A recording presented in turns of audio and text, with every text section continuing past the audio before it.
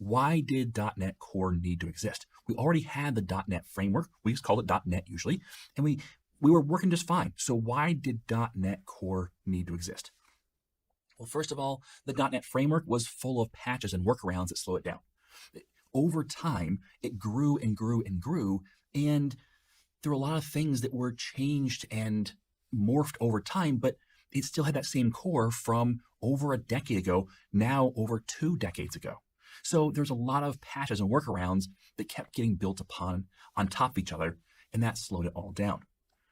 Secondly, the .NET framework was tied directly into Windows. It was integral into Windows. In fact, it comes with Windows, and you can't really take it out. So when it came time to work with any other platform besides Windows, it just didn't work.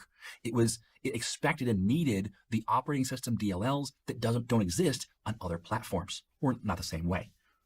Third, the .NET framework was designed to house everything you needed in one package, which at first sounds great. It's a one-stop shop for everything.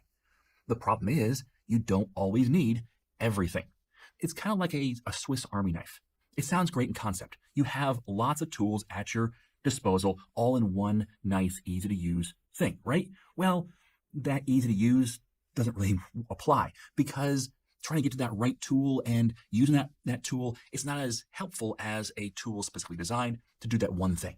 So this is where the .NET framework kind of struggled because instead of being a really helpful thing, it became a bloated thing where you were taking on all this overhead that you just didn't use. Fourth, the .NET framework was designed originally over 20 years ago, and the internet was a very different place 20 years ago.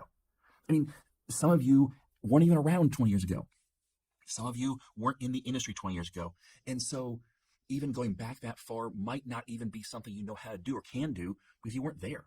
So a lot has changed in 2 decades. And we'll talk more about that. But the way the internet works, the way we use the internet has changed significantly. In fact, the iPhone, which really was the first, all glass phone that we started to use and started to model every other phone after, well, that wasn't even out 20 years ago. In fact, it wasn't out. I think it's been 15 or so since it's been out. The .NET framework has predated that quite a bit, and with the advent of more people relying on mobile, that has really changed everything. It used to be desktop centric. Everything we did was desktop centric. So we had desktop apps and web apps, but it was all based upon you using it at your desk or on your laptop. Well, now more things are done on a tablet or on a phone than they are on a desktop when it comes to browsing the internet and using apps and so on.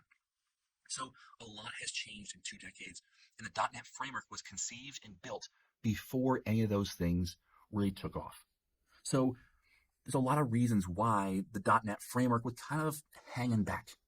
And that's where Microsoft said, hey, we need to make a change. But let's talk through how the common language runtime really works. And this, I know it's a weird junction here because it's like, why do we need to care? I want to show you how the basic structure of a C# application becomes a working application. It's to what Microsoft decided to do when they did .NET Core.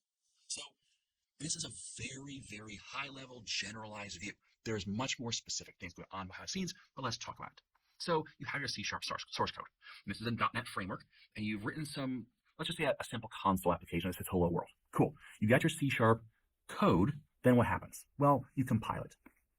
And when you compile it, it compiles into what's called intermediate language code. So this is where it takes the C# code, it compiles it, it changes it over into a common language, but it's not one that we really read.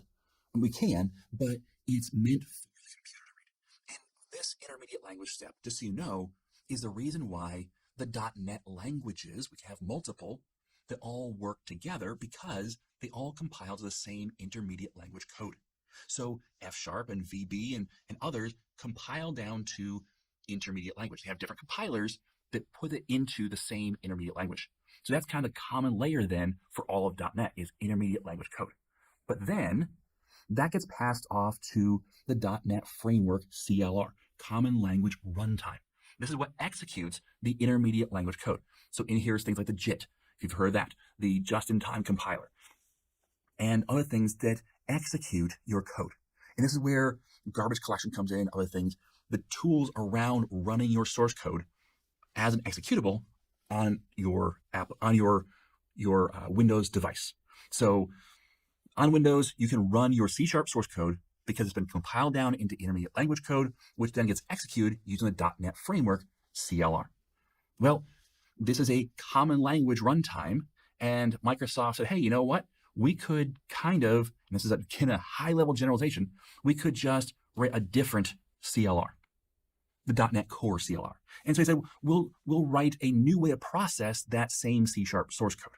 Now, again, this is generalized because, yes, some source code doesn't compile to both directions, but the majority of your source code. So if you wrote, let's be super simple here, you wrote console write line, and you said hello world, and you compiled that into a .NET Framework application. That compiled that into intermediate language, and it get executed by a .NET Framework CLR and runs the hello world. If you took that same code and execute it using the .NET Core CLR, it would run hello world. So this is where they made some nice choices because they can say, hey, let's replace the CLR with a different one. And this allows us to take that intermediate language code and make it much more powerful because it's the same code or very similar code, and yet it can run on a different CLR, which is faster, and so on. And so that's what we did. And that's why we have .NET Framework and .NET Core, because it allows us to take the same or similar C# code and run in either place. Now, I keep saying or similar because while a lot of C# source code has stayed the same, some things have changed because the underlying framework system that is .NET Core decided to make some different choices, and that was intentional. But because of that, there are some changes that have to be made to your source code. But in general, your source code is pretty much, the C# code is pretty much the same between the two. It's just how you process it. So let's talk about the benefits of .NET Core over the .NET Framework. Why would we consider .NET Core over .NET Framework? Because if it's the same C# code we're writing or close to the same, what are the differences? Why did Microsoft decide, hey, we need to have a .NET Core, which is a total rewrite of that base layer? We need to totally rewrite how that works because it's important. But why is it important? Well, here's the benefits. The first one is the big one. Remember I said the .NET Framework was tied directly into the operating system of Windows. Well, with .NET Core, they said that was a mistake because there's other operating systems. This is going to be a theme you're going to see throughout these different features, is that Microsoft, instead of saying, hey, we're going to be exclusionary and only work on our own systems, which, to be fair, when you work on your own system, it's a whole lot easier to support. This is why Mac has so much more of a kind of a head start in their operating system over Windows, because Mac controls both the hardware and the software. And they can be exclusionary and say, hey, you know what? We only use our own hardware, which means it's a whole lot easier to support because we support just a few variations. Whereas Windows says, hey, we'll run on any hardware, basically. And so they have to support a lot more drivers, a lot more, almost infinite configurations, a lot more interactions. And so loosening that control does take a lot more work. But they said this is important, so we're going to loosen the control over where .NET runs. So .NET Core can work on most platforms: Windows, Mac, Linux, Android, iOS, Xbox, IoT, and more. I mean, the list goes on. Now, I have put an asterisk next to Linux, and that is that it does not run natively with first-party only, meaning Microsoft-only packages on Linux as a desktop app. It runs as a console app. It runs as a daemon, which is the equivalent of a Windows service, and it runs, again, natively with first-party packages as a web application. That was the big one. So all the .NET Core web applications run on Linux. However, they do not have, so .NET MAUI will run on desktops, but Windows and Mac, and it will run on mobile devices, so Android, iOS, but it will not run on Linux desktops.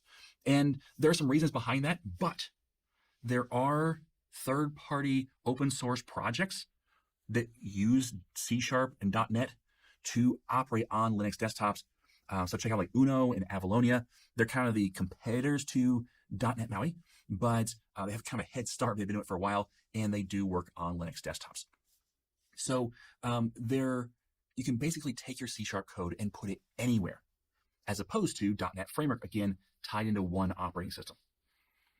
Next up, It's so much faster. In fact, it can be orders of magnitude faster to run the same C# code in .NET Core compared to the .NET framework. And this goes to a lot of different things.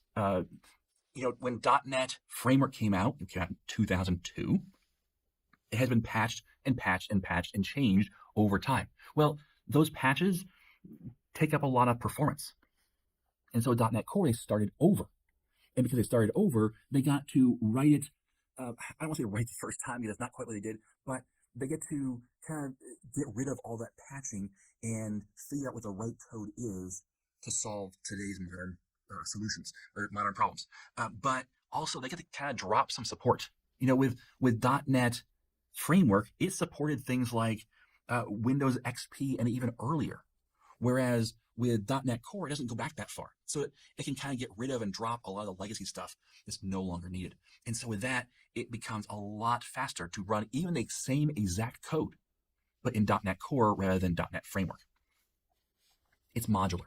Again, we talked about the fact that .NET Framework decided, hey, let's be the Swiss Army knife. Let's put everything in this package, and then whatever you need, you probably have access to in the .NET Framework. Now, of course, there's other third-party tools that extend it beyond. It didn't support everything inside the box, but there's a lot of stuff that's supported. And because of that, the .NET Framework runtime is pretty bloated. It was a very large package. With .NET Core, they said, hey, let's get to the core. Let's get just the basics that you need. The things that pretty much every application needs, we're going to put baked in.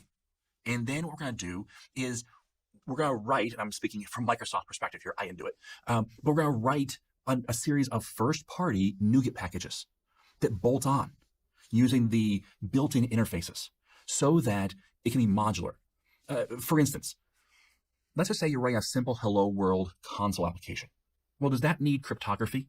No, it does not need cryptography. But with .NET Framework, that's part of the package. So you get the cryptography APIs as part of your .NET.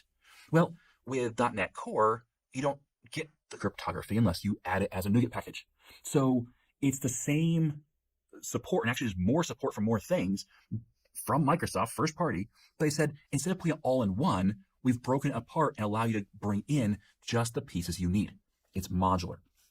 Now, some companies will get a little concerned and say, hey, you know what? We're not going to support any NuGet packages. We're only going to allow the core system because they're used to .NET Framework, which had most everything built in. Well, that's not how Microsoft's doing it. This way, you actually get less that you have to support and has to be updated for you, and you get more of just what you need, even though you are using packages from Microsoft.